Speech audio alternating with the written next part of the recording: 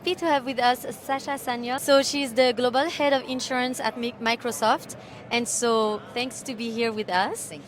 Thank you for having me. Could you maybe tell us a little about yourself and your position at Microsoft? Sure. So I've been at Microsoft 2 years.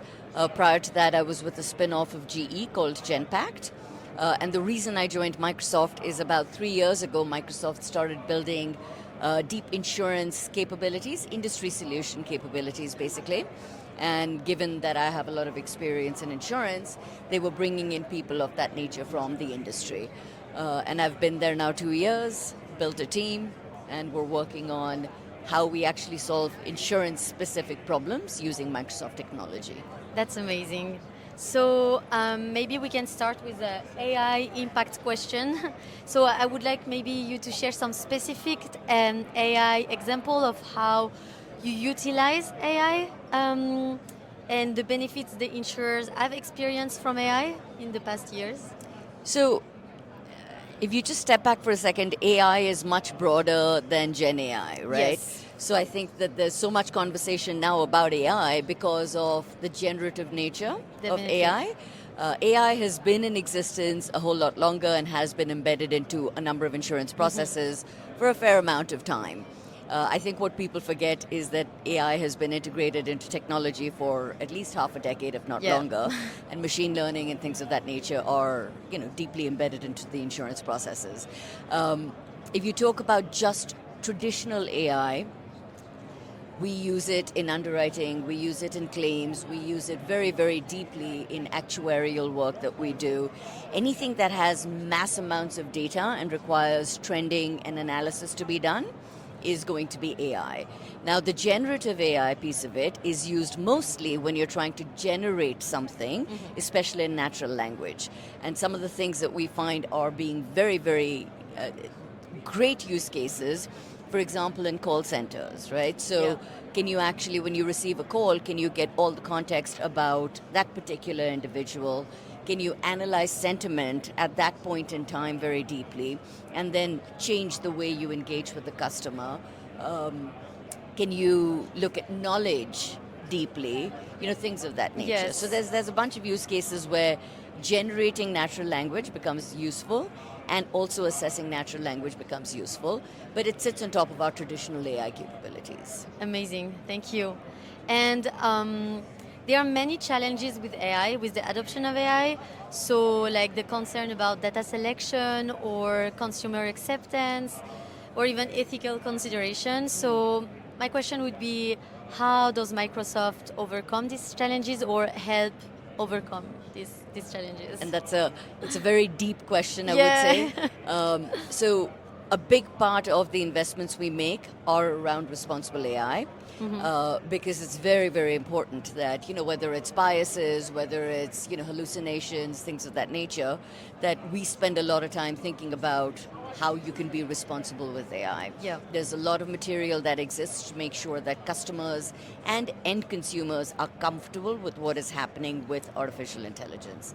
The other thing is, one of the big worries that tend to come up is data security and data privacy, right? Now, if you use our generative AI capabilities within your institution, it is only specific to your institution's data. So it's not using that data to learn and then disseminate. So, OpenAI doesn't get access to the data that our customers have within the Microsoft cloud, for example. So your data is very specific to your instance. Your problem statements are learned on your data, and any evolutions that happen are only on your data and within your enterprise. So even if you think about Bing Chat Enterprise, right? Yep. So Bing has AI built into it. The regular Bing is public domain, it's public data and public learning. Bing Chat Enterprise is only specific to your enterprise. Yeah. So you have to make sure that you're using the right tool. The right tool, the right AI. It has to be within your enterprise, within your cloud, things of that nature. But it's something we spend a lot of time worrying about. Yeah, I can imagine. And my last question, maybe not last, but there is this new thing now in insurance about real time, like getting real time policies or real-time recommendation, etc. So it's kind of intriguing, and I'd like to know how you envision it, evolving in the future, and maybe the potential benefit and challenges of this real-time um, coming to the table. Right. Again, lots of layers to the question. Yes. So, if you think about, and you mentioned usage-based insurance, Yeah. right? So I think the biggest thing, so customers now want usage-based, but customers want what we call hyper-personalization, Yes. right? And especially Gen Zers and millennials, I want what I want at the point that I want it, and I want to buy and engage with it the way I choose, right? So if I want to engage through a call, through a text, whatever it is, I want to be able to do that, right? Now, to be able to do that effectively, the first thing that you need to be able to do is have a deep data infrastructure. So the only way I will know that you need insurance at a particular point in time is if I have access to your information and I'm constantly looking at it and I see a trigger, right? So say you buy a house and I need to provide you home insurance, right? So I know that you've bought a house, and at that point I will send a trigger to you saying, hey, you have car insurance with me, do you need to add home Yeah. insurance? But for that to happen, the biggest thing that we need is a very strong data infrastructure. So I think that, and then how do you actually react to the triggers? Is your customer service integrated into the data? So the data triggers something, a call happens, so on and so forth. So usage-based insurance is very, very broad as a topic, but I think the biggest thing that one needs to think about is the database and data infrastructure. The other thing about usage-based insurance is how do you get the consumer comfortable with sharing data? Yep.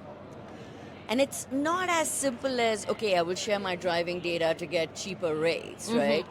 There's still a lot of worry that customers have, and it goes back to your second question. So I think a big part of what the industry needs to do is educate customers on what's happening with their information and making sure they understand that it's secure and it's only being used for their benefit. You know, the worry that most people have is if I give my data out there, how do I make sure that the insurance company is not Yes. using it only to their benefit? So I think those are a couple of the things that one needs to think about. Okay, so making like a literacy on the insurance industry in general. Well, just an education on how data is used, why it's useful to share Yeah. the data, and then what they will get, what the consumer will get out of the data. I see. Well, Yeah. thank you very much. That's You're most welcome. really insightful. Last question to finish. So, Microsoft launched recently its Copilot 365, and we're all like super amazed about it. So, since we are at the insurance ITC, specialized in insurance for the insurance industry, I was wondering what's next with this Copilot for insurance. Right. So, and copilots come in different layers. So the M365 Copilot is a generic Copilot on all Microsoft tools and technologies, right? So whether it's Outlook, whether it's Excel, whether it's PowerPoint, it's used for that. So it is a productivity tool. So if you use Outlook, you can ask it to go look at all the data about, say, Zelrose, for example, and say, tell me all about it and tell me how I can actually build a proposal that will enable me to go pitch to Zelrose how they use Microsoft technology, right? So M365 Copilots are a generic productivity tool, but the next level of Copilots are industry specific, right? So one of the things that we have built out is a customer service Copilot, for example. Okay.